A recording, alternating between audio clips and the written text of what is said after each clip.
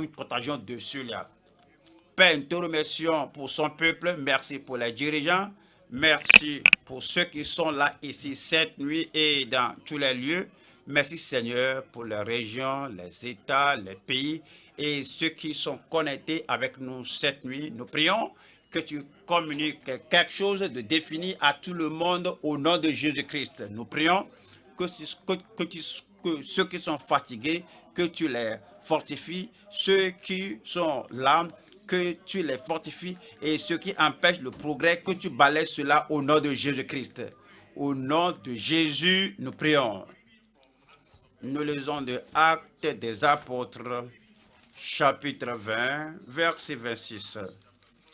Acte 20, verset 26. C'est pourquoi je vous déclare aujourd'hui que je suis pur du sang de vous tous, car je vous ai annoncé tout le conseil de Dieu sans en rien cacher. Prenez donc garde à vous-même et à tout le troupeau sur lequel le Saint-Esprit vous a établi évêque pour paître l'Église du Seigneur qu'il s'est acquise par son propre sang. Cette nuit, nous allons examiner le Nouveau et l'Ancien Testament, la Bible entière sur l'Église. Vous voyez, dans ce verset 28, c'est dit de prendre donc garde à soi-même, prenez donc garde à vous-même. À qui cela fait-il référence? Et verset 17 qui dit: et cependant, de Milet, Paul envoya chercher à Éphèse les anciens de l'Église. Il a appelé les anciens, les ministres de l'Église, et puis il a révisé avec eux ce que Dieu l'a aidé à faire. Et a montré l'exemple, il a posé la fondation, il a préparé un modèle et leur a montré comment prêcher, comment prier, comment vivre, comment conseiller, comment pleinement déclarer le conseil de Dieu. Arrivé à conclusion, il a dit ici que c'est pourquoi je vous déclare aujourd'hui que je suis pur du sang de vous tous. Vous tous, ça veut dire tous les hommes, c'est-à-dire les ministres à qui il a prêché, qu'il a formé, qu'il a enseigné et qu'il a transformé. Tous, cela fait référence aux prêcheurs qui ont écouté la parole de sa bouche, que je suis pur du sang de vous tous, car je vous ai annoncé tout le conseil de Dieu sans en rien cacher. Et il dit que tous les lieux qu'il a visités, qu'il est pur du sang de tous les hommes. C'est un défi pour vous et pour moi, que nous devons être en mesure de dire que nous sommes purs du sang de tous les hommes, voulant dire que tous nos voisins, tout le monde, et tous les membres de l'Église qui viennent sous notre prédication, sous notre ministère. Nous sommes purs du sang de tout le monde qui nous croise et nous sommes les seuls moyens qui partagent l'évangile avec eux. Et quand je vous ai déclaré, annoncé tout le conseil de Dieu sans en rien caché, que je n'ai pas pris le ministère comme ce n'est pas l'affaire de quelqu'un. Donc si je n'ai pas fait ça, Timothée le fera. Si je n'ai pas dit ça, Silas le dira. Si je n'ai pas fait ça, une autre personne le fera. Non, j'ai fait de cela ma responsabilité, comme si je suis la seule personne qui puisse enseigner la parole de Dieu au peuple. Je l'ai fait ma responsabilité, que si je suis la seule personne qu'ils doivent écouter, ils écouteront tout ce qu'ils doivent écouter.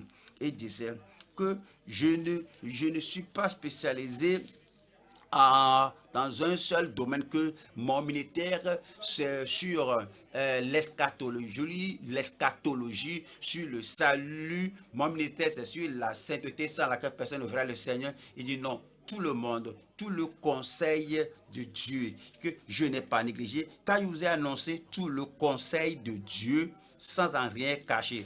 toutes choses de A à Z, de la fondation jusqu'au point final. Joseph tout déclaré. Donc, il leur a transféré cela. Donc, il vous le transfère aujourd'hui. Il a réussi, vous allez réussir. Et alors, il a la grâce disponible, la grâce pour ma petite personne devant vous. La même grâce vous est disponible. Toute aide dont vous aurez besoin, il vous en donnera. Et maintenant, comme il m'a aidé et le Seigneur va vous aider, je crois que je parle à quelqu'un là-bas. Et dit, prenez donc garde à vous-même. Et tout d'abord, pensez à vous-même et vous prenez garde à vous-même et à tout le troupeau. C'est-à-dire, faut pas oublier quelqu'un dans le troupeau. Alors, faut pas dire que celui-là est pauvre, celui-là, il est trop intelligent, celui-là, c'est un étudiant, celui-là, il a des connaissances universitaires, je ne peux pas le prêcher. Non, prenez donc garde à vous-même et à tout le troupeau sur lequel le Saint-Esprit vous a établi évêque, ministre, pasteur, pour paître l'église du Seigneur. Frères et sœurs, qu'est-ce que nous devons faire à l'église? Nous devons paître l'église du Seigneur qu'il s'est acquise par son propre sang. Quand nous pensons à la vraie église est l'église de Dieu même. C'est l'église de Dieu, ce qui comprend tous ceux qui se sont détournés de leurs péchés et ont mis leur confiance en Christ pour le salut et sont ajoutés au Seigneur. Comprenez cela. La vraie église, ce n'est pas des gens dispersés qui vagabondent alors qui appartiennent à aucune assemblée. Et c'est comme Pierre qui roule n'amasse pas mousse, c'est pas ça. Mais ces gens sont ajoutés au Seigneur. Voyons Actes chapitre 2. Acte 2, nous lisons le verset 47. Acte 2, 47. Louant Dieu et trouvant grâce auprès de tout le peuple. Et le Seigneur a fait quoi? Ajoutait chaque jour à l'église ceux qui étaient sauvés. Vous voyez, il y a des gens qui vont dire que je suis croyant, je suis enfant de Dieu, je fais partie de l'église, mais je ne suis pas membre d'une église locale. Toutes les églises locales sont mauvaises. Il y a beaucoup de personnes, regarde celui-là, regarde l'autre là. À cause de cela, je ne fais pas partie de l'église. Non. Regardez Actes des Apôtres. Vous avez écouté parler de Anania et Saphira, qu'ils sont de grands hypocrites. Ils sont morts pour leur hypocrisie. Mais ceux qui se sont vraiment convertis, parce qu'il y a un Anania là-bas, il y a une Saphira là-bas, non. Quoi qu'il y ait des hypocrites dans l'église visible, toi en tant qu'enfant de Dieu, tu sais que tu dois faire partie de l'église parce que le Seigneur ajoutait à l'église ceux qui doivent être sauvés. Donc arrivé à Samarie, voyez les gens à Samarie avec une grande joie, ils ont reçu la parole de Dieu.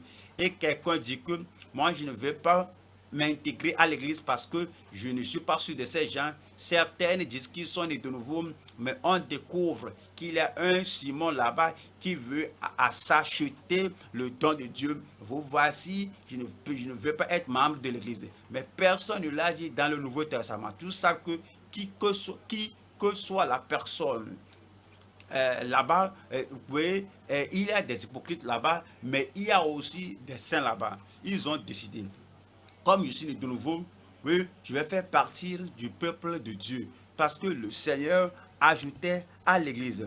Voyons Actes chapitre 11. Actes chapitre 11. Je lis verset 24. Actes 11, 24. Car c'était un homme de bien, plein d'Esprit Saint et de foi. Et une foule assez nombreuse se joignit au Seigneur. Vous voyez, d'une part, ils sont ajoutés à l'église, d'autre part, ils sont ajoutés au Seigneur. Les deux doivent avoir lieu. Que lui, il s'est repenti de ses péchés, il est né de nouveau, il a mis sa confiance au Seigneur, il est ajouté, il est ajouté au Seigneur, le Seigneur l'a accepté, le Seigneur l'a embrassé, le Seigneur l'a appelé, c'est mon fils, c'est ma fille, il est ajouté à l'église. D'autre part, il est également ajouté au Seigneur, à l'église. Donc cela veut dire que le véritable salut, cela veut dire que l'église universelle est connue au ciel et identifiée par le Seigneur lui-même. Cette église universelle, ça veut dire que tous ceux qui sont nés de nouveau, de par le monde entier, tous ceux qui sont nés de nouveau dans une dénomination donnée, quels que soient les gens qui sont nés de nouveau dans toutes les églises, ensemble, nous tous ensemble, Christ est le chef de l'église là. L'église est le corps de Christ. Alors les âmes régénérées sont appelées hors du péché, sont appelées hors du monde, sont appelées hors du mal, sont appelées hors du mal et sont lavées par le sang du Seigneur et sont gardées par la puissance de Christ. C'est l'église invisible. Ouais, la vraie église. Il y a l'église visible. Ce n'est seulement pas le bâtiment. Nous qui sommes ici cette nuit, si nous sommes là une simple assemblée, on peut dire que voici tel frère là, voici telle soeur là-bas, voici mon fils, voici ma fille là-bas, parce qu'on peut se voir. Vous êtes visible. Ça, c'est l'église visible. Et l'église visible, dans une église visible, on a bien deux personnes. Il y a certains dans l'église visible qui sont ignorants. Il y a certains dans l'église visible qui sont heureux. Il y a des gens dans l'église visible qui sont malades. Certains dans l'église visible rétrogrades. Certains dans l'église visible ne sont pas en mesure d'être véritablement nés de nouveau. L'église, dans l'église invisible, tous sont nés de nouveau. On ne les connaît pas. Leurs noms sont écrits dans les cieux. C'est un mystère. Ce sont les gens qui appartiennent totalement au Seigneur. Mais l'église visible est comme une mixion. C'est l'église visible. C'est l'église nationale. Alors de toutes les dénominations, le bon et le mauvais se trouvent là-bas, les gens spirituellement morts et vivants, les pieux et les impies, tous sont là dans l'église visible, la véritable église. L'église invisible est faite de ceux-là dont les noms sont écrits dans le livre de vie de l'agneau. Donc allons à l'Apocalypse 3 et nous allons voir l'église visible, l'église locale, l'église de dénomination, l'église d'une ville ou de la nation. Apocalypse 3, verset 1. Écrit à l'ange de l'église de Sardes, Christ a appelé ceci église. Voici ce que dit celui qui a les 7 esprits de Dieu et les 7 étoiles. Je connais tes œuvres. Je sais que tu passes pour être vivant et tu es mort. Vous voyez, ça c'est l'église. Mais c'est une église locale. C'est une église urbaine, l'église de Sardes, l'église visible, mais certains là sont morts. Sont morts. Verset 2. Sois vigilant et affermis le reste qui est prêt de mourir. Ça veut dire que certains sont là, ils ne sont pas encore morts, mais ils sont prêts de mourir. Certains sont totalement morts. Car je n'ai pas trouvé tes œuvres parfaites devant mon Dieu. C'est le pasteur là-bas. Son ministère n'est pas parfait, n'est pas agréable au Seigneur, mais il est toujours pasteur. Il est l'ange de l'église, le dirigeant de l'église. Les membres aussi, bien d'eux, ont rétrogradé, bien d'eux sont sur le point de rétrograder, bien d'entre eux sont là en train de mourir. 3. Rappelle-toi donc comment tu as reçu et entendu, et garde et repens-toi. Si tu ne veilles pas, je viendrai comme un voleur et tu ne sauras pas à quelle heure je viendrai sur toi. Cependant, tu as à Sardes quelques hommes. Vous voyez cela? Ces gens-là, ceux-ci sont nés de nouveau. Christ les reconnaît. Cela fait partie de l'église invisible. Mais ces peu de personnes qui sont reconnues par Christ font partie de l'église invisible. Alors, ils appartiennent également à l'église visible à Sardes. Cependant, tu as à Sardes quelques hommes qui n'ont pas souillé leurs vêtements. Ils marcheront avec moi en vêtements blancs, parce qu'ils en sont dignes. Il y a beaucoup de personnes non dignes, indignes dans l'église visible, mais il y a peu qui sont dignes dans l'église invisible. Dans l'église visible, dans l'église locale, dans une église urbaine, ou bien quel que soit là où l'église se trouve, il y a des gens là nés de nouveau et d'autres qui ne sont pas nés de nouveau. Et nous qui sommes dirigeants, nous devons comprendre que ces gens ont besoin du ministère, ils ont besoin de la part de Dieu, ils doivent être convaincus de leur péché, sortir de leur péché et connaître le Seigneur. Verset 5. Celui qui vaincra sera revêtu ainsi de vêtements blancs. Je n'effacerai point son nom du livre de vie et je confesserai son nom devant mon Père et devant ses anges. Ceux qui ont leur nom écrit dans le livre de vie font partie de l'Église invisible. Ils font partie de l'Église visible et invisible. Nous allons à Apocalypse 21. Apocalypse 21. Nous lisons le verset 27 qui dit: il n'entrera chez elle rien de souillé, c'est-à-dire au ciel, ni personne qui se livre à l'abomination. Il y a des gens, ils appartiennent à l'église visible. À cause du nom de leur église, la vie profonde, à cause du nom de leur église, l'église unique, à cause du nom de leur église, l'église de Christ, à cause du nom de leur église, l'église de Dieu, à cause du nom de leur église, c'est l'église de grâce, à cause de ce nom, un bon nom, ils croient que le nom va les qualifier pour le ciel. Non, ils font partie de l'église visible. L'église visible peut avoir un bon nom, un nom réputé, populaire et intéressant, mais qui ne qualifie personne pour le ciel. Il n'entrera chez elle rien de souillé, ni personne qui se livre à l'abomination et au mensonge.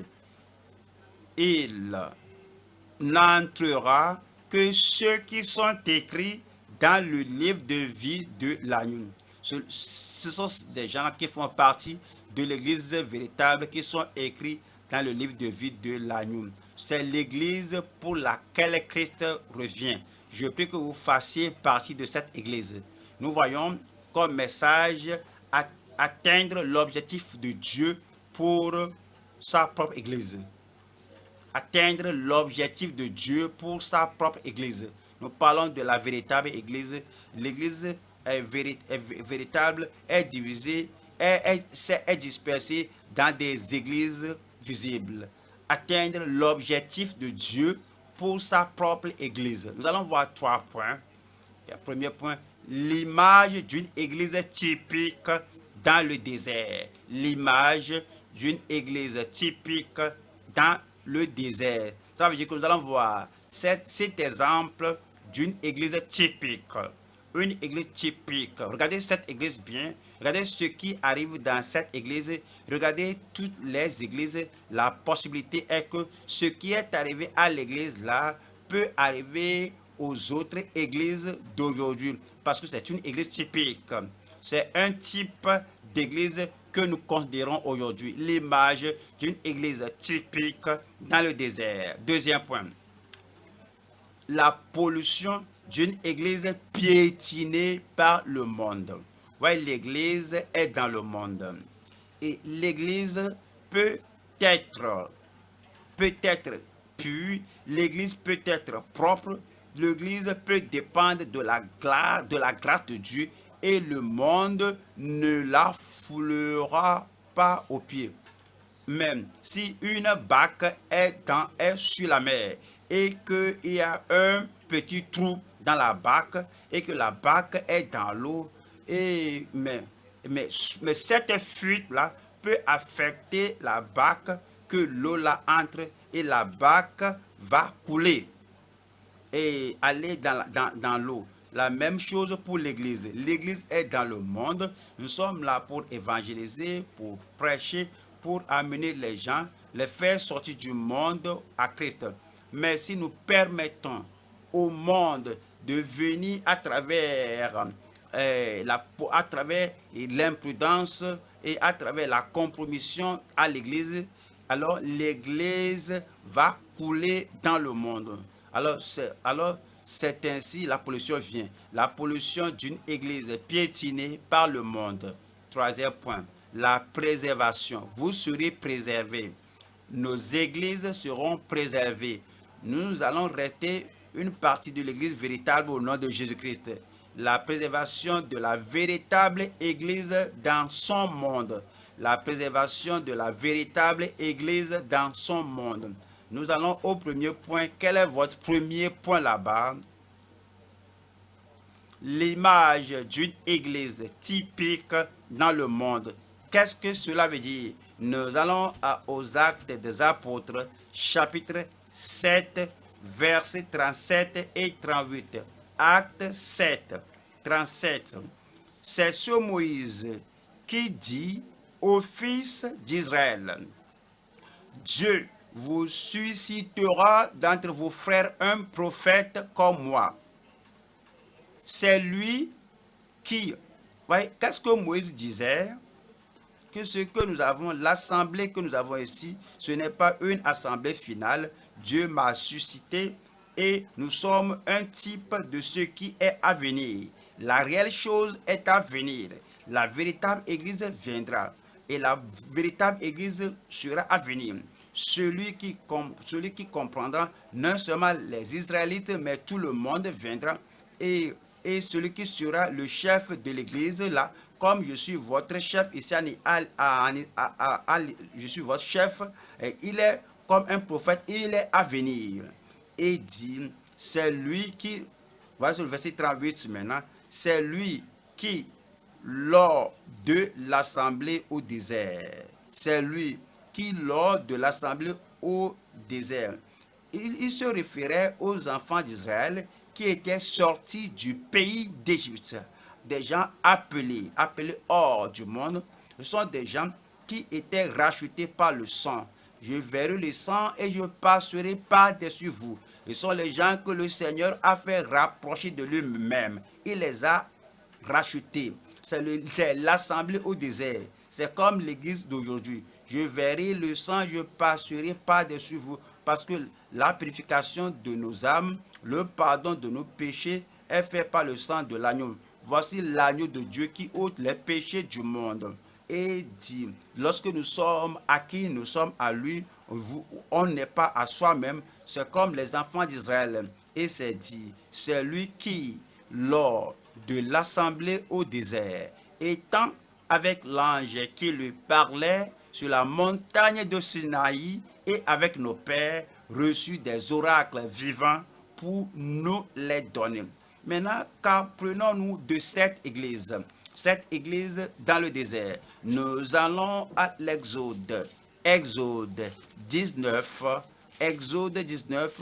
Voyons ce que nous apprenons de cette église afin d'apprendre ce que nous devons savoir de cette église, l'église d'actuelle.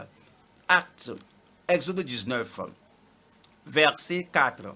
Vous avez vu ce que j'ai fait à l'Égypte et comment je vous ai porté sur des ailes d'aigle et amené vers moi. Il les a fait sortir et les a amenés vers lui-même. Est-ce que vous vous rappelez ce qu'on a appris depuis qu'on a commencé? Il y a des gens qui sont tournés vers le Seigneur et que ces gens sont ajoutés au Seigneur. La même chose ici.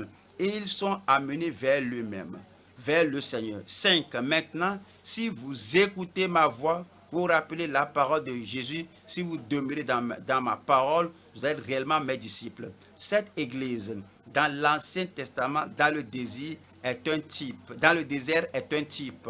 Une leçon pour nous qui vivons aujourd'hui. Maintenant, si vous écoutez ma voix et si vous gardez mon alliance, vous m'appartiendrez entre tous les peuples, car toute la terre est à moi. Verset 6. Vous serez pour moi un royaume de sacrificateurs et une nation sainte. Regardez cela. L'église dans le désert, c'est l'église là-bas au temps de Moïse. Ils doivent être un royaume de sacrificateurs, un royaume de sacrificateurs et une nation au Seigneur. Allons à 1 Pierre et voyons ce que le Seigneur nous dit au sujet de l'église d'aujourd'hui. 1 Pierre, chapitre 2, nous lisons verset 9. Verset 9, qui dit que vous, au contraire, vous êtes une race élue, un sacerdoce royal, une nation sainte. Ce que Dieu a dit aux enfants d'Israël, que ce qu'ils étaient, nous sommes maintenant les gens, maintenant un sacerdoce royal, une nation sainte, un peuple acquis, afin que vous annonciez les vertus de celui qui vous a appelé des ténèbres, celui qui vous a appelé, c'est Ecclésia, il vous a appelé des ténèbres à son admirable lumière. Donc, c'est ce que nous sommes. Allons encore à Exode 32, Exode 32, et nous allons voir l'église typique, l'église qui est un type de l'église d'aujourd'hui. Église d'aujourd'hui, Exode 32, verset 33. Et l'Éternel dit à Moïse, c'est celui qui a péché contre moi que j'effacerai de mon livre. Voilà cela. Cette église typique, les noms sont écrits dans le livre de vie. Aussitôt qu'ils sont sortis du pays d'Égypte, ils ont donné leur cœur au Seigneur. Mon fils, donne-moi ton cœur. C'est la même chose. Ils étaient sauvés, rachetés, pardonnés. Ils sont purifiés par le sang de l'agneau sacrificiel pascal. Maintenant, il dit, quiconque d'eux qui pêche contre lui, il effacera son nom du livre qu'il a écrit. Allons maintenant à 1 Corinthiens 10, 1 Corinthiens 10, verset 5. Mais la plupart d'entre eux ne furent point agréables à Dieu. Ouais, avec l'église typique au désert, mais la plupart d'entre eux ne furent point agréables à l'église. Pensez à l'église aujourd'hui. L'église visible d'aujourd'hui, mais la plupart d'entre eux ne furent point agréables à Dieu, puisqu'ils périrent dans le désert. Voilà ce qui était arrivé. Or, ces choses sont arrivées pour nous servir d'exemple. L'église au désert est une leçon pour l'église d'aujourd'hui. L'église de ce temps d'alors est une leçon pour l'église de cette génération. Or, ces choses sont arrivées pour nous servir d'exemple, afin que nous n'ayons pas de mauvais désirs comme ils en ont eu. Verset 11. Ces choses leur sont arrivées pour servir d'exemple, et elles ont été écrites pour notre instruction. Un pas du que l'église au désert ne nous concerne pas. Nous sommes maintenant une nouvelle génération, une nouvelle alliance. Non, ces choses leur sont arrivées pour servir d'exemple et elles ont été écrites pour notre instruction à nous qui sommes parvenus à la fin des siècles, jusqu'à la fin du monde.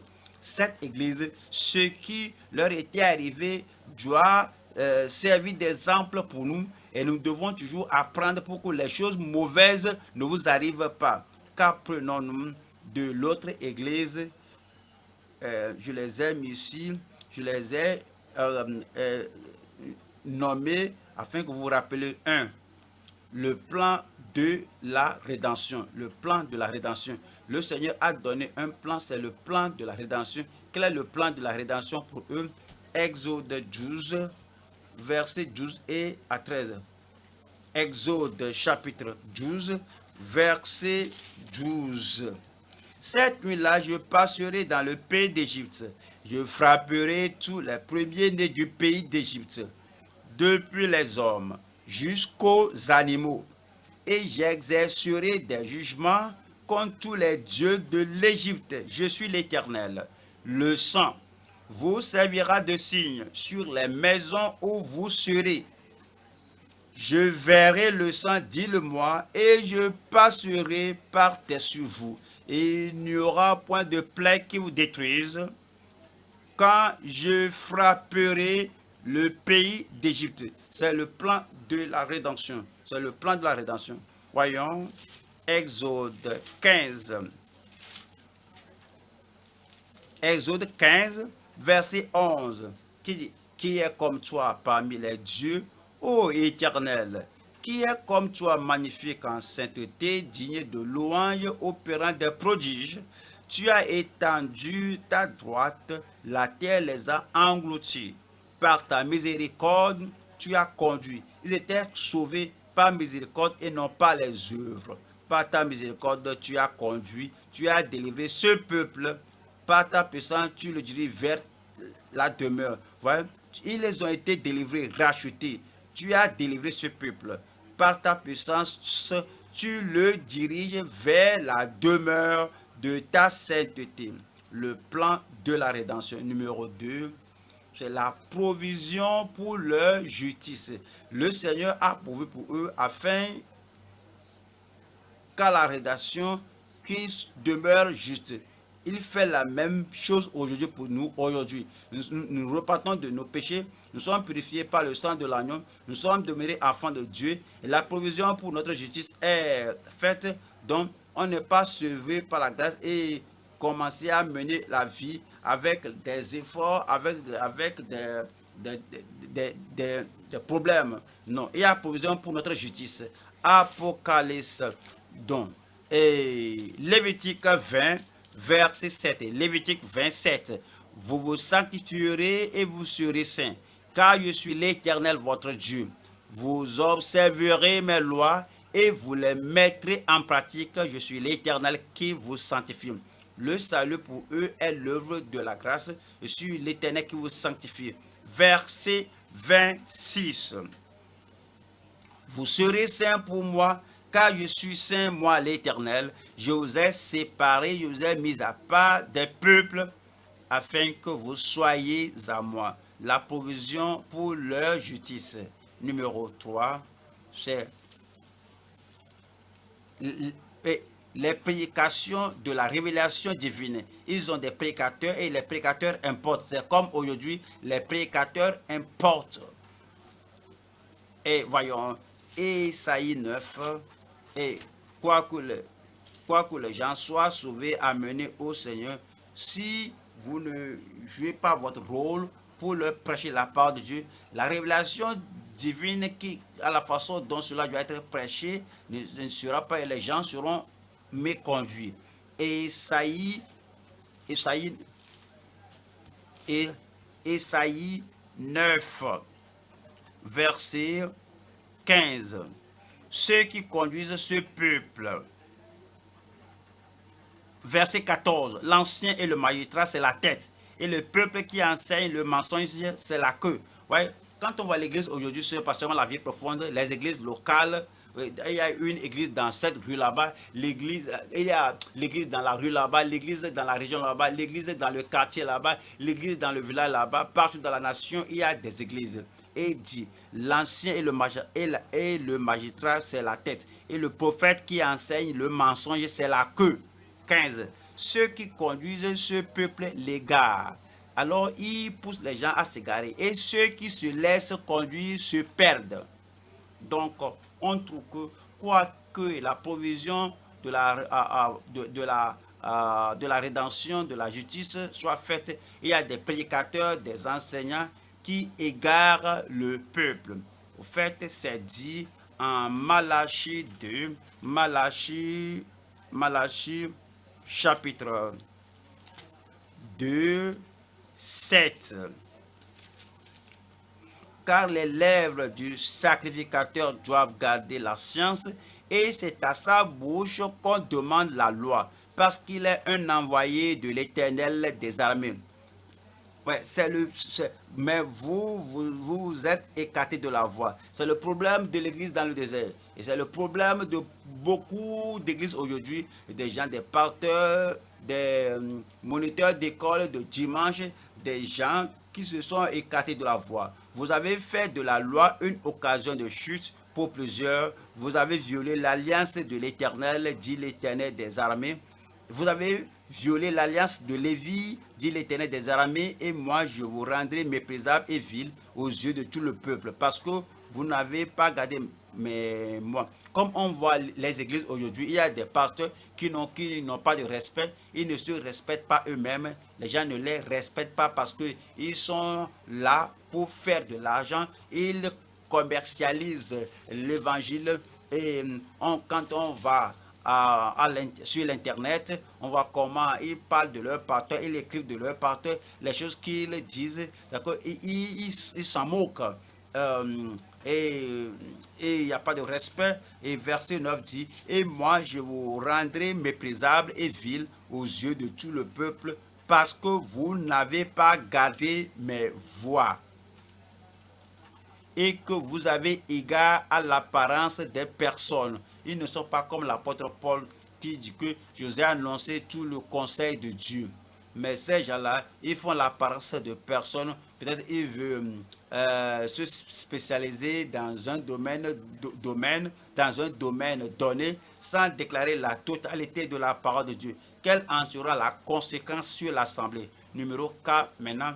Leur perversion à travers la rébellion. Leur perversion à travers la rébellion. Ésaïe chapitre 1. Ésaïe 1, verset. Ésaïe chapitre 1, verset 2.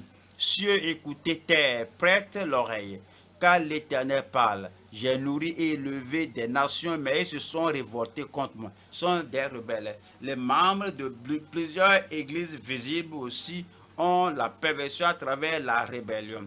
Le bœuf connaît son possesseur et l'âne la crèche de son maître. Israël ne connaît rien, mon peuple n'a point d'intelligence. Malheur à la nation pécheresse, des gens qui vivent au peuple chargé d'iniquité, à la race des méchants, aux enfants corrompus. Ils ont abandonné l'Éternel, ils ont méprisé le Saint d'Israël. Ils se sont retirés en arrière.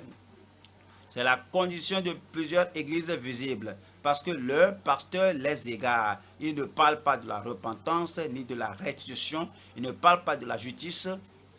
Et lorsqu'ils volent l'argent de la banque ou bien détruisent le fonds de quelque part, ils viennent donner les offrandes. Tout leur souci, ce sont ces dîmes et ils n'ont aucun souci de là où ils ont trouvé l'argent. À cause de cela, il dit que ce sont des gens qui se sont rebellés, qui se sont révoltés contre la parole de Dieu. Ézéchiel chapitre 20, verset 5. La perversion à travers leur rébellion. Ézéchiel 20, verset 5.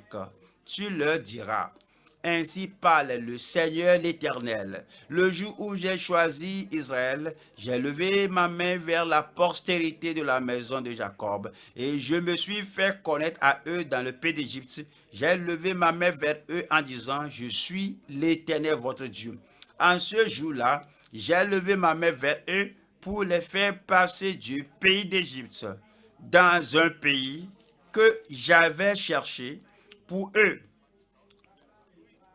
Pays où coule le lait et le miel, le plus beau de tous les pays. Je leur dis, rejetez chacun les abominations qui attirent vos regards, et ne vous souillez pas par les idoles de l'Égypte. Je suis l'Éternel, votre Dieu. Et ils se révoltèrent contre moi, et ils ne voulurent pas m'écouter. Aucun ne rejeta les abominations qui attiraient ses regards, et il n'abandonnait point les idoles de l'Égypte.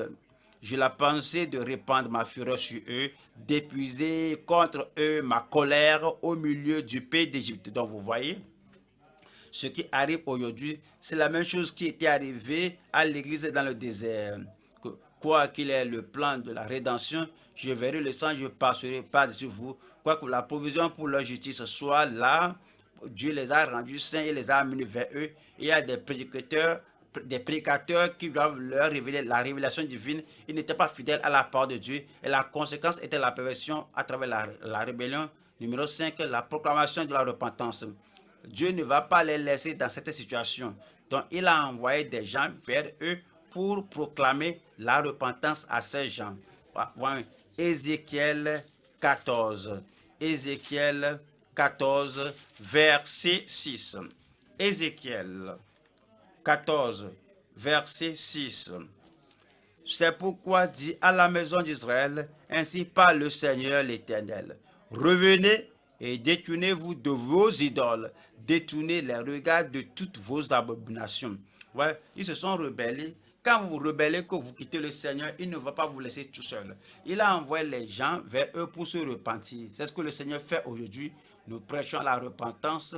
Nous prêchons la repentance à la radio. Nous prêchons la repentance le lundi au troisième week-end. Nous prêchons à l'étude biblique partout la repentance. Beaucoup de pasteurs dehors là-bas ne disent pas aux gens de se repentir, mais Dieu vous envoie. Alors, est-ce que je parle de vous? Dieu vous envoie et vous allez dire aux gens qui de ne pas demeurer dans leur péché ni dans leur rébellion, vous allez leur dire de se repentir.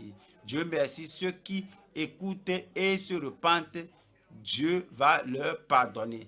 Ézéchiel 18, verset 30. C'est pourquoi je vous jugerai chacun selon ses voies. Maison d'Israël, dit le Seigneur l'Éternel. Revenez et détournez-vous de toutes vos transgressions.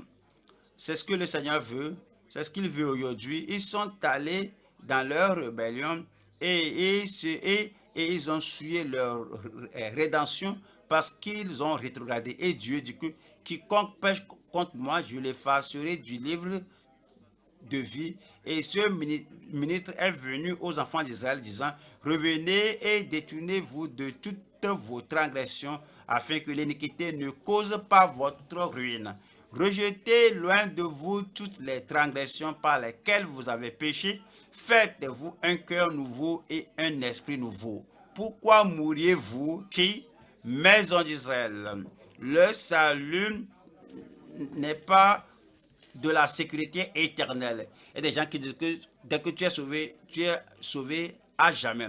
Il dit que je verrai le sang, je passerai par-dessus vous. Ils sont sortis d'Égypte. Le Seigneur a dit que je suis l'Éternel qui vous sanctifie. Maintenant, dans leur rébellion, il dit, ils vont mourir s'ils ne se repentent pas. Pourquoi mourriez-vous, maison d'Israël?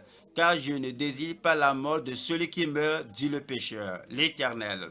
Convertissez-vous donc et vivez. Numéro 6, la déclaration du rejet.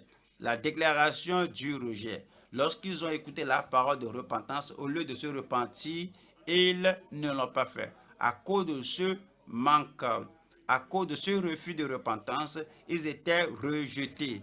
Deuxième roi 17, deuxième roi 17, 15. Ils rejetèrent ces lois, l'alliance qu'ils avaient faite avec leur père et les avertissements qu'il leur avait adressés. Ils allaient après des choses de néant et ne furent eux-mêmes que néant, et après les nations qui les entouraient et que l'Éternel leur avait défendu d'imiter.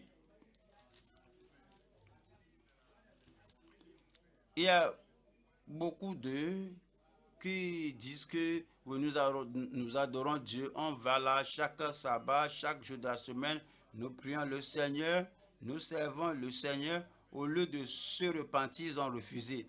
Et comme les gens d'aujourd'hui, parce que l'église là dans le désert est une église typique. Cela nous fait voir les autres églises, okay? Exactement ce qu'ils font. Verset 33 de ce chapitre 33. Ainsi craignaient l'Éternel et ils servaient en même temps leur Dieu. Ouais. D'une part, ils craignaient l'Éternel, d'autre part, ils servaient leur Dieu d'après la coutume des nations d'où on les avait transportés. Ils suivent encore aujourd'hui leur premier usage. Oui, je vais à l'église, j'ai ma dénomination. Au fait, je suis le dirigeant, le pasteur là-bas. Mais voyons ceci, quoi qu'ils fréquentent l'église, quoi qu'il ait leur assemblée, ils suivent encore aujourd'hui leur premier usage. Ils ne craignent point l'Éternel dans le vrai sens et ils ne se conforment ni à leur loi et à leur ordonnance, ni à la loi et au commandement prescrit par l'Éternel aux enfants de Jacob, qu'il appela du nom d'Israël. Verset 15. Verset 18. Aussi l'Éternel s'est fortement irrité contre Israël et les a-t-il éloignés de sa face. Il n'est resté que la seule tribu de Juda. 19. Juda même n'avait pas gardé les commandements de l'Éternel son Dieu et il avait suivi les coutumes établies par Israël. Verset 20.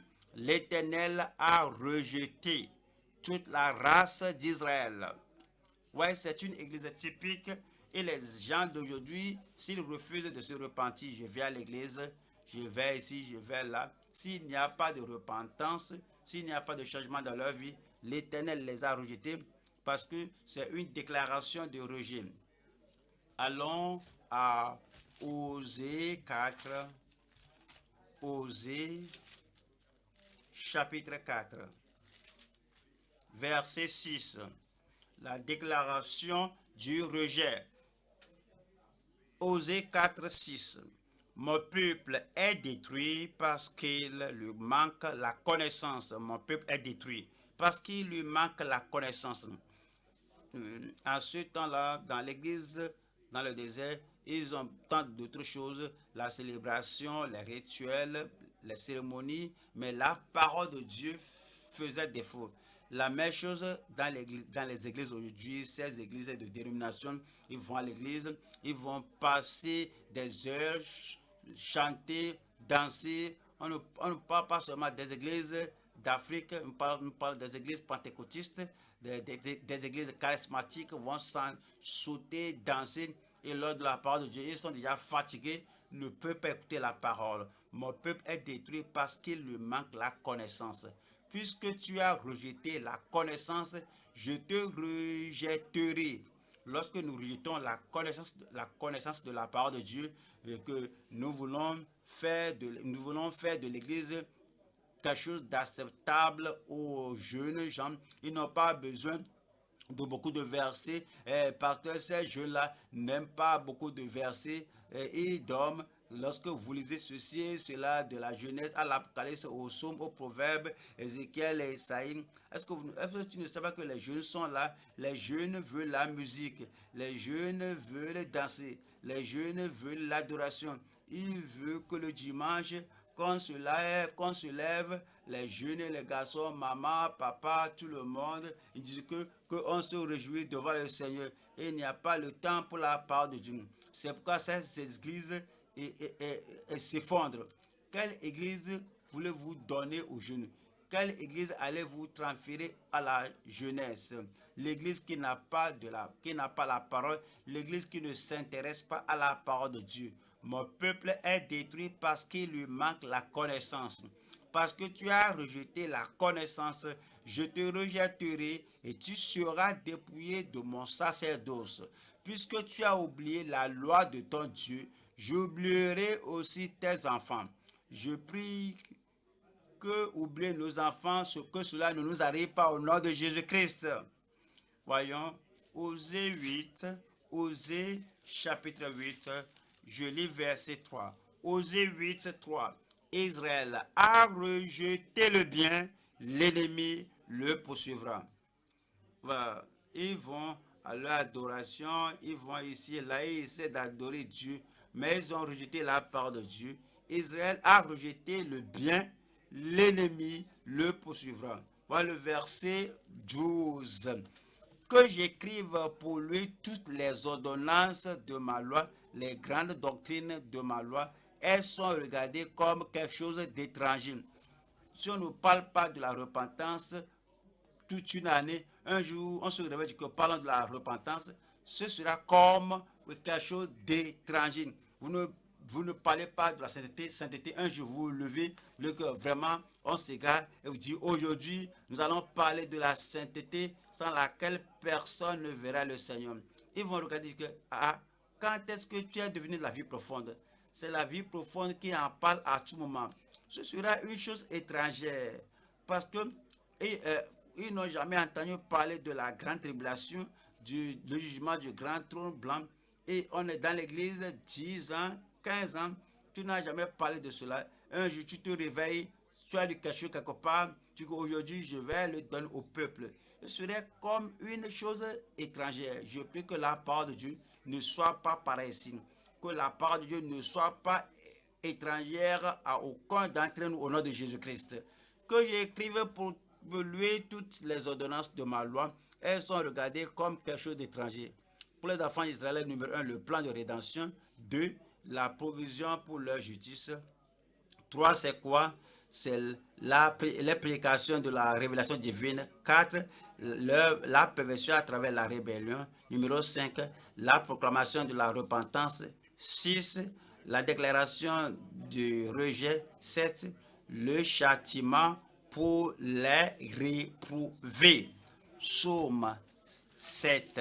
Psaume 7, 12. Le châtiment pour les réprouvés. Psaume 7, verset 12. Dieu est un juge. Dieu est un juste juge. Dieu s'irrite en tout temps. Tous les Israélites qui étaient sauvés par le sang, ceux qui ont écouté la parole de Dieu, de Moïse à Josué et d'autres prédicateurs et sacrificateurs, tous ces Israélites qui se sont égarés de Dieu, Dieu était mécontent de Dieu et Dieu s'irrite en tout temps contre le méchant. Psaume 9, verset 18. Les méchants se tournent vers le séjour des morts. Toutes les nations qui oublient Dieu. Les méchants se tournent vers le séjour des morts. Tous les gens qui rétrogradent. Dieu dit que quiconque pêche contre moi, je l'effacerai de mon livre. Tous ces gens, finalement, iront en enfer. Nos églises n'iront pas en enfer.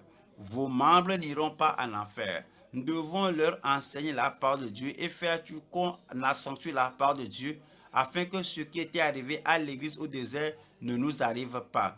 Nous allons au deuxième point maintenant, la pollution d'une église piétinée par le monde. La pollution d'une église piétinée par le monde. Nous allons voir deuxième Pierre chapitre 2. Deuxième Pierre chapitre 2 verset 20.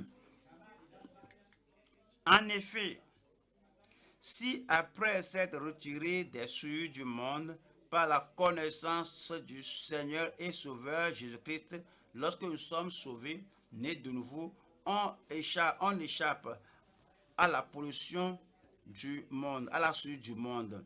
Et c'est dit, ils s'y engagent de nouveau et sont vaincus.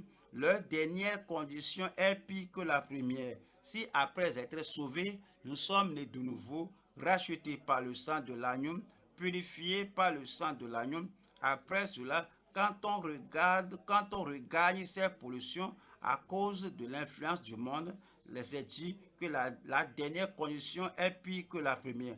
Comment cela arrive? Matthieu 5, 13. Vous êtes le sel de la terre, mais si le sel perd sa saveur, c'est possible que le sel perd sa saveur, que le sel perde sa valeur, sa douceur, à cause du monde qui s'infiltre dans le monde, la pollution du monde qui rentre et l'imprudence du monde qui s'infiltre. Et les gens ne sont pas sérieux de prêcher la parole de Dieu et déclarer tout le conseil de Dieu. Vous êtes le sel de la terre. Mais si le sel perd sa saveur, avec quoi la lui rendra-t-on? Il ne sert plus qu'à être jeté dehors et foulé aux pieds par les hommes. qui est foulé aux pieds par les hommes. Et comment cela peut-il être? On va à Jacques 4, verset 4. Lorsque le monde s'infiltre dans l'Église, lorsque les gens qui ne sont pas nés de nouveau, les gens qui ne connaissent pas la part de Dieu et n'ont pas fait l'expérience du salut et n'ont pas la conviction que si quand on pêche que Dieu s'irrite, ces gens sont là et ils ont le feu vert par leurs dirigeants de faire ceci, de faire cela dans l'église pour les garder. C'est ce que certaines de ces églises font. Quelqu'un qui n'est pas sûr du salut, quelqu'un qui n'est pas sûr de la nouvelle naissance, quelqu'un qui n'est pas sûr d'avoir la conviction, qui ne craint pas Dieu, qui ne craint pas le péché en privé, alors la personne est nommée pasteur, puis l'autre est l'assistant du pasteur, l'autre est adjoint, ceci et cela. Et ils n'ont pas de conviction, il n'y a pas de conversion, et le monde s'infiltre comme ça, et puis toute l'assemblée est perdue, parce que les gens qui sont là, qu'est-ce qu'ils connaissent? Alors, voyons Jean 4, verset 4. Jacques 4, verset 4. Adultère que vous êtes, ne savez-vous pas que l'amour du monde est inimitié contre Dieu? Celui donc qui veut être ami du monde sera ennemi de Dieu. Voilà cela. C'est ainsi que ces églises étaient polluées. La parole de Dieu est corrompue. Nous allons à 2 Corinthiens chapitre 2, verset 17. Car nous ne falsifions point la parole de Dieu. Dans plusieurs églises, ils vont lire la parole et puis vont donner une fausse interprétation et vont ajouter leur idée. Pour d'autres lieux, et ils ne se gênent pas d'ouvrir la Bible. Ils vont dire que selon Ésaïe 35, verset 3. Et puis, ils vont dire ce qu'ils vont dire. Et les gens ne vont pas ouvrir la Bible. Et l'homme qui dit, selon Ésaïe, ceci et cela, et il ne lit pas exactement ce qui est là. À cause de cela, il y a un niveau très bas de compréhension. Ici, c'est dit, car nous ne falsifions point la parole de Dieu comme font plusieurs. C'est la falsification, la corruption de la parole de Dieu dans ces églises visibles qui égarent les gens. Mais c'est avec sincérité. Je prie que vous soyez sincères. Mais c'est de la part de Dieu que nous parlons en Christ devant Dieu. On fait tout, on prêche comme devant Dieu, comme si Dieu doit être là physiquement et Dieu nous regarde. Dieu dit d'accord, ça c'est ma parole, d'accord, ça c'est la bonne interprétation, ça c'est ma parole, c'est le bon accent. Quand nous prêchons, c'est ce que nous devons avoir à cœur et nous devons tout faire et prêcher selon l'approbation de Dieu. 2 Corinthiens chapitre 11, verset 13.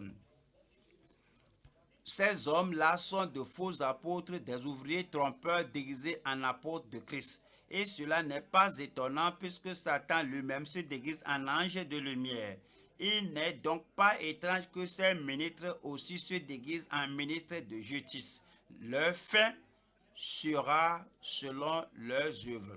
Vous voyez, il y a des gens qui disent que nous sommes des églises de l'évangile, nous sommes des églises pentecôtistes. Combien pentecôtistes sont-elles que nous sommes une église biblique? Combien de Bibles croient-ils? Combien de Bibles prêtent-ils? Et alors, on se transforme en ange de lumière et la corruption rentre et les églises s'écroulent du standard du Nouveau Testament. Je prie que cela n'arrive pas ici. 2 Pierre 2. 2 Pierre chapitre 2, verset 1.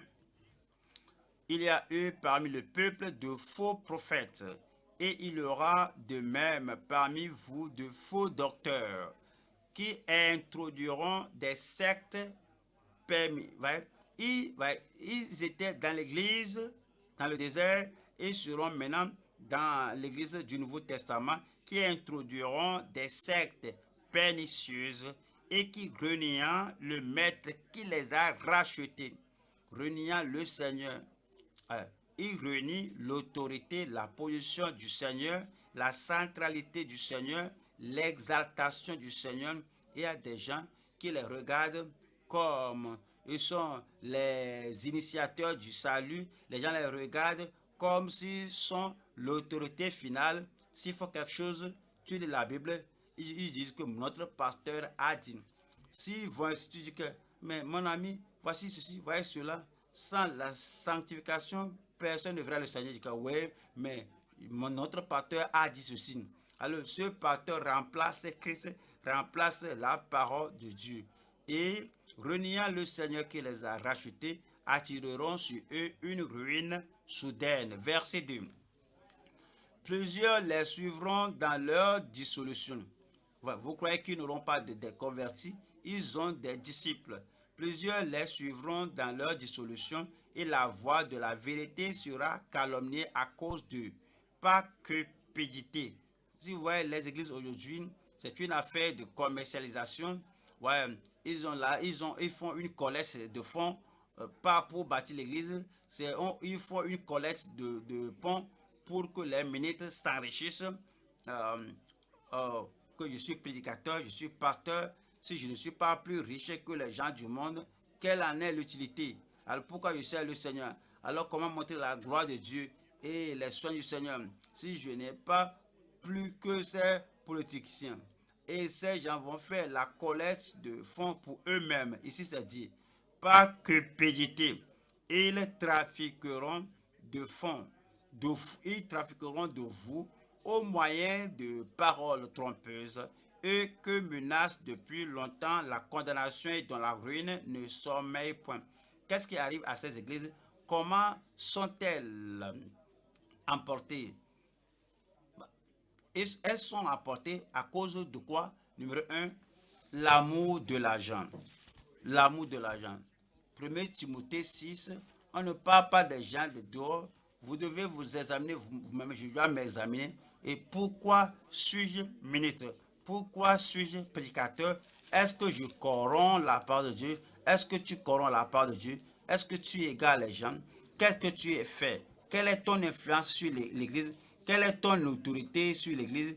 Quel est le résultat de ton ministère dans l'église?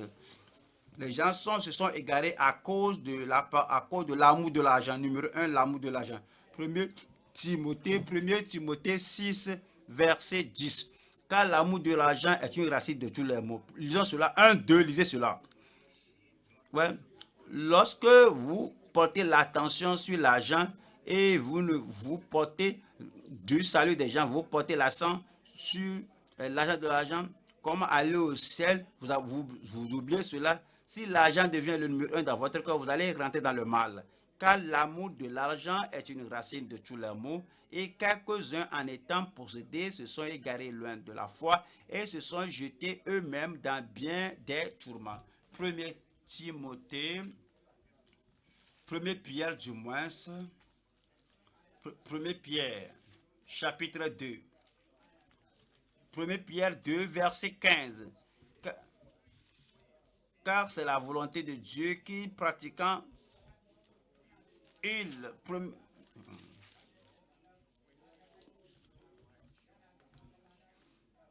ils ont, numéro 2, l'amour pour soi-même. Ils aiment Christ pour qu'eux-mêmes. Alors, ils n'ont pas le renoncement à soi-même lorsque ces jours, et on est ceci, cela, on renonce à soi-même. Maintenant, on doit prendre soin de soi-même, on doit mener une bonne vie de luxe. Et vous ne pouvez pas bien même servir le Seigneur. 2 Timothée 3. 2 Timothée 3, 1. Sache que dans les derniers jours, il y aura des temps difficiles, car les hommes seront égoïstes, amis de l'argent. C'est le problème. Si quelqu'un est prédicateur, prophète, ceci, cela, et tout ce qui fait son objet de méditation, c'est moi, ma famille, mes enfants, comment nous allons réussir. Et si après ma mort, qu'est-ce qui ira à mes enfants, à ma famille? Si c'est le point de considération, vous ne serez pas fidèle à la parole de Dieu. Parce que le numéro 1, il y a l'amour de l'argent. 2, il y a l'amour de soi-même. Il y a 3, il y a l'amour du plaisir. Voyons chapitre 3, 2 Timothée 3, et je lis verset 4. Traître, emporté, enflé d'orgueil, aimant le plaisir plus que Dieu. Aimant le plaisir plus que Dieu. Ayant l'apparence de la piété, mais reniant ce qui en fait la force. Qu'est-ce qui suit là-bas? Dites-le à haute voix. Je prie que vous soyez en mesure de le faire. Il y a des gens, que je sais que ces gens-là ont tort, mais lorsque je les regarde à la télé, je les regarde ici et là, et puis je ne m'accorde pas avec tout ce qui est dit, je ne suis pas d'accord avec eux, mais je les aime. Tu aimes le mal. Il dit, éloigne-toi de ces hommes-là. Numéro 4, c'est l'amour de l'éloge. L'amour de l'éloge. Jean 12, 43. Car il aimait la gloire des hommes plus que la gloire de Dieu.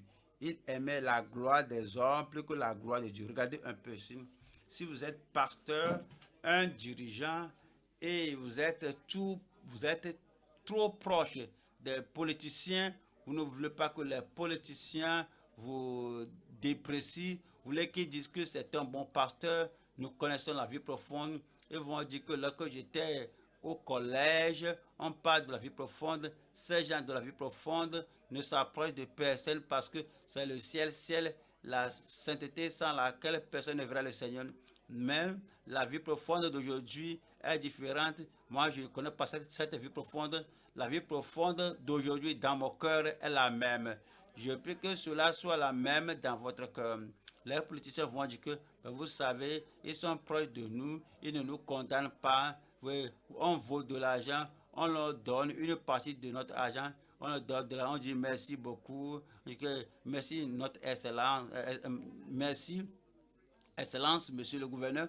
Mais si vous aimez Dieu, et vous n'allez pas prêcher en loin les gens ont problème de mariage, vous ne pouvez pas en parler parce que si vous parlez de cela, ils ne vont pas vous apprécier. Vous voulez l'appréciation des hommes et Jésus a dit qu'il aimait la gloire des hommes plus que la gloire de Dieu. C'est pourquoi beaucoup d'églises se sont égarées. Je prie que cette église ne s'égare pas au nom de Jésus-Christ. Numéro 5, c'est l'amour de la prééminence. C'est l'amour de la position, du pouvoir, de l'autorité. Que je suis le premier, je suis l'autorité finale. Tout ce que je dis, c'est final. Et il aime à diriger tout le monde, à contrôler tout, alors qu'ils ne sont pas spirituels. Vous devez avoir la prééminence. Allons voir 3 gens. L'amour de la prééminence tue les églises. Je prie que cela ne soit pas dans notre cœur au nom de Jésus-Christ. 3 Jean, je dis verset 9. 3 Jean 9. J'ai écrit quelques mois à l'église, mais Dieu trèfle qui aime à être le premier parmi eux ne nous reçoit point.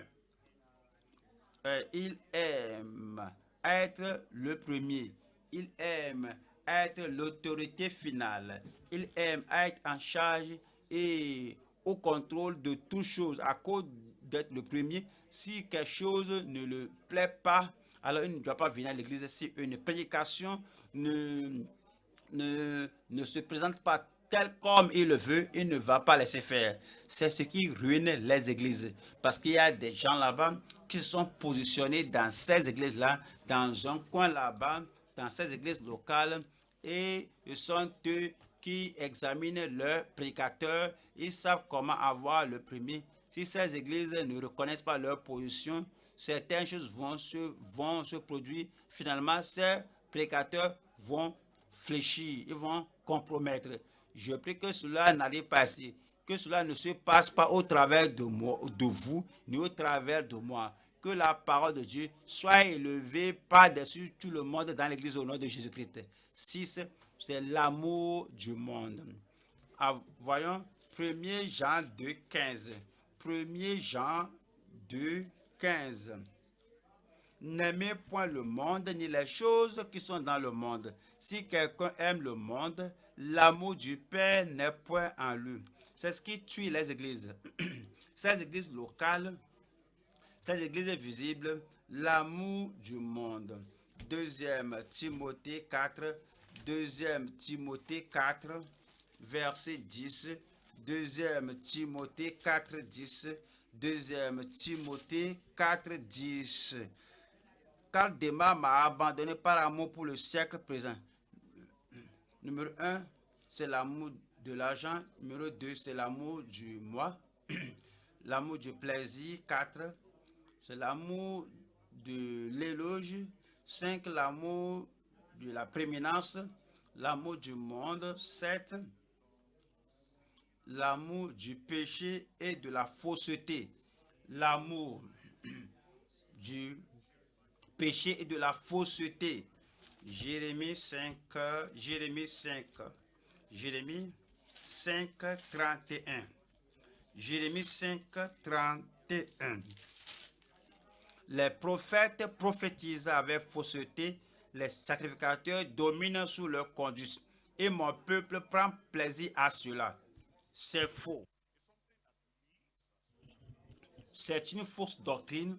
C'est quelque chose qui corrompt l'Église, qui interprète mal l'Église, qui égare. Mais mon peuple prend plaisir à cela. Que ferez-vous à la fin? Voyons. Jérémie 14. Jérémie 14, verset 10. Voici ce que l'Éternel dit de ce peuple. Ils aiment accourir ça et là. Ils vont ici et là. Et ils viennent à la vie profonde un jour. Et puis, ils vont à la vie superficielle un autre jour. Ils vont à la vie dans la vallée un autre jour. C'est-à-dire, ils aiment accourir ça et là. Ils n'ont pas le cœur pour la vérité. Ils n'ont pas le cœur pour avoir la sincérité et la totalité de la part de Dieu. Voici ce que l'Éternel dit à ce peuple. Ils aiment accourir ça et là. Ils ne savent retenir leurs pieds. C'est de marcher, aller par-ci. L'Éternel n'a point d'attachement pour eux. Il se souvient maintenant de leurs crimes et il châtie leurs péchés. Allons à Jean 3, 19.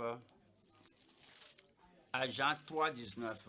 Voici la parole de Jésus-Christ lui-même et donne la raison pour laquelle certaines ne demeurent pas dans l'église parce qu'ils aiment la fausseté et le péché. Jean 3, 19. Et ce jugement, c'est que la lumière étant venue dans le monde, les hommes ont préféré les ténèbres. Les hommes ont préféré les ténèbres à la lumière parce que leurs œuvres étaient mauvaises. Apocalypse 22, le dernier chapitre de la Bible, Apocalypse 22, je lis verset 15. Apocalypse 22, verset 15.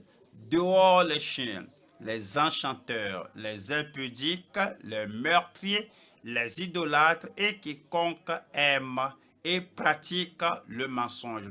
Ceux qui aiment le mensonge, ceux qui aiment la fausse doctrine et que j'aime la façon dont l'homme parle. Je sais que tout ce qu'il dit n'est pas exact, n'est pas correct, n'est pas bon, mais j'aime son apparence, j'aime son attitude et il prend son temps et il te dit tout et c'est très doux. L'erreur est douce, le poison est doux, la fausse doctrine est douce. Il aime le mensonge. C'est ce qui détruit les églises locales. Je prie que cette église ne soit pas détruite par cela au nom de Jésus-Christ. Et ainsi la pollution entre. Mais le Seigneur nous dit ce qu'il faut faire. Sortez de cette pollution et sortez de ces choses mauvaises. Apocalypse 18 et je lis verset 4. Apocalypse 18, 4. Verset 4 dit, et j'entendis du ciel une autre voix qui disait, sortez du milieu d'elle, mon peuple, afin que vous ne participiez point à ses péchés et que vous n'ayez point de part à ses flots. Je prie que nous gardions la parole de Dieu. Nous allons au troisième point maintenant. La préservation de la véritable Église dans son monde. La préservation de la préservation de la véritable Église dans sa parole. Dans sa parole. C'est la parole de Dieu qui préserve l'Église. C'est la parole de Dieu qui préserve l'Église. Actes chapitre 20, Actes 20, verset 26. C'est pourquoi je vous déclare aujourd'hui que je suis pur du sang de vous tous, car je vous ai annoncé tout le conseil de Dieu sans en rien cacher. Je prie que nous ne soyons pas partiels à déclarer la parole de Dieu au nom de Jésus-Christ. 28. Prenez donc garde à vous-même lorsque la tentation vient de ne pas dire cela, parce que celui-là est là, l'autre là est là, parce qu'il y a de nouveaux convertis aujourd'hui, il y a des nouveaux venus, on ne peut pas prêcher toute la parole de Dieu, on ne peut pas prêcher toute la parole de Dieu parce que quelqu'un est là. Quand on prêche comme ça, la personne peut ne plus venir. Mais est-ce que nous essayons de séduire les gens ou nous préparons les gens pour le ciel? Prenez donc garde à vous-même et à tout le troupeau sur lesquels le Saint-Esprit vous a établi évêque pour paître l'Église du Seigneur qui s'est acquise par son propre sang.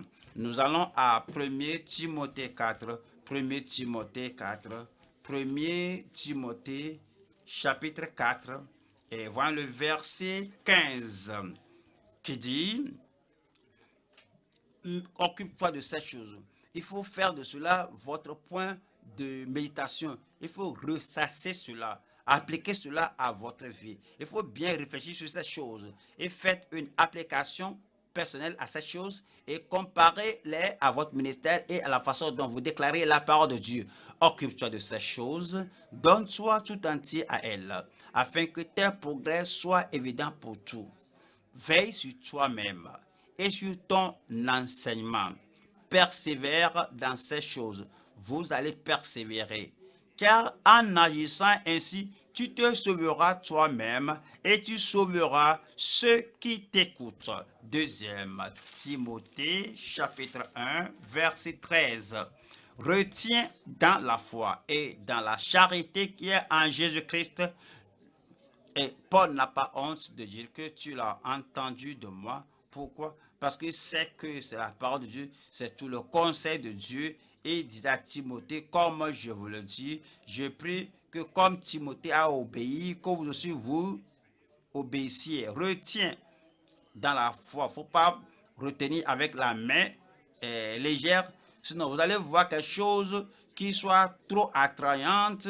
Et ce n'est pas tout ce qui brille qui est de l'or. Ce n'est pas tout ce qui brille qui est de l'or. Alors, retiens dans la foi. Retiens ça fermement. De tout votre cœur. De toute votre pensée. Retiens dans la foi et dans la charité qui est en Jésus-Christ le modèle des saines paroles que tu as reçues de moi. Garde le bon dépôt. La parole de Dieu est un bon dépôt. Les doctrines de la Bible sont bonnes. Tous les défis, les témoignages de l'apôtre Paul sont un bon dépôt. Je prie que vous les trouviez bons dans votre vie au nom de Jésus-Christ. Garde le bon dépôt par le Saint-Esprit qui habite en nous. Chapitre 4, verset 1. Je t'en conjure devant Dieu et devant Jésus-Christ, qui doit juger les vivants et les morts, et au nom de son apparition et de son royaume. Prêche la parole, vous le ferez. Prêche la parole, je dis, vous le ferez. À toute opportunité, vous parlez à quelqu'un, vous prêchez à quelqu'un, vous prêchez à une famille, vous prêchez à une maisonnée, vous prêchez à la cellule de maison, vous prêchez dans votre église locale, partout. Prêche la parole. Insiste en toute occasion favorable ou non. Reprend, censure, exhorte avec toute douceur et en intrusant. Car il viendra un temps où les hommes ne supporteront pas la saine doctrine, mais ayant la démangeaison d'entendre ces choses agréables, et à la démangeaison d'attendre des choses agréables, ils se donneront une foule de docteurs selon leur propre désir, détourneront l'oreille de la vérité et se tourneront vers les fables. Mais toi, sois sobre en toutes choses, supporte les souffrances. Il ne faut pas dire que un peu de difficulté, je ne peux pas dire cela. Même, on ne nous emprisonne pas aujourd'hui. Ouais, les prédicateurs de ces jours, comme Paul et Silas, ils ont été écroués, des choses terribles leur ont été faites. Mais vous allez tenir. Mais toi, sois sobre en toutes choses, supporte les souffrances, fais l'œuvre d'un évangéliste, remplis bien ton ministère. Acte 16. Actes des apôtres, chapitre 16, versets 4 et 5. Acte 16, 4 et 5. En passant par les villes, ils recommandaient aux frères d'observer les décisions des apôtres et des anciens de Jérusalem. À Jérusalem, ils ont donné à l'apôtre Paul et à Timothée la parole de Dieu depuis le siège. Et partout il allait, dans toute ville, dans toutes les villes qu'il visite, il donne cela comme un décret, comme quelque chose qu'on ne peut pas atterrer ni tripoter. Les églises se fortifiaient dans la foi. Le Seigneur va fortifier les églises et augmenter en nombre de jour en jour. Actes des apôtres 18. Acte 18, je lis verset 24. Un juif nommé Apollos, originaire d'Alexandrie, homme éloquent et versé dans les Écritures, vint à Éphèse. Il faut bien remarquer cela. Il était bien versé dans les Écritures. Il était instruit dans la voie du Seigneur et fervent d'esprit. Il annonçait et enseignait avec exactitude ce qui concerne Jésus, bien qu'il ne connût que le baptême de Jean. Il se mit à parler librement dans la synagogue. Aquilas et Priscille, l'ayant entendu, le prirent avec eux et lui exposèrent plus exactement la voie de Dieu.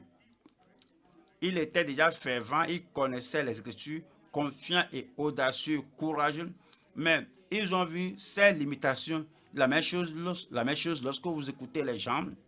Peut-être ils sont sincères, ils sont fervents, mais quand vous écoutez leurs prédications, vous connaissez leurs limitations, alors Dieu vous suscite comme précis, Dieu vous suscite comme Aquilas, afin que, voyant ces choses-là, ces personnes, vous les rapprochez de vous et vous leur exposez plus exactement la voie du Seigneur au nom de Jésus-Christ. Comme il voulait passer en Achaïe, les frères les encouragèrent et écrivirent aux disciples de le bien recevoir. Quand il fut arrivé, ouais, ils l'ont aidé, rappelez-vous, ils l'ont développé, rappelez-vous, ils l'ont formé, rappelez-vous, il lui a exposé la parole de Dieu avec exactitude.